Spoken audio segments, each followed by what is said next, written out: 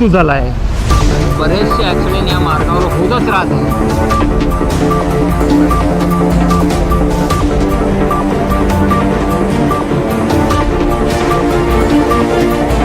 नेमका हा ॲक्सिडेंट झाला तरी कसा, प्रतोडा अंजनगाव मार्गावर बऱ्याचशा लोकांचे अलग अलग उत्तर आहेत, पण क्रुझर गाडीचा जो ड्रायव्हर आहे तो खूप वाईट रीतीने दबलेला होता गाडीत।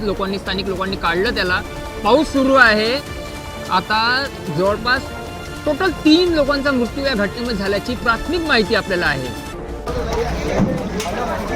कोणी आहे का अधिक बाळा कोण आहे सगळ्यांचे नेहमी द्यायचे कोण नेहमी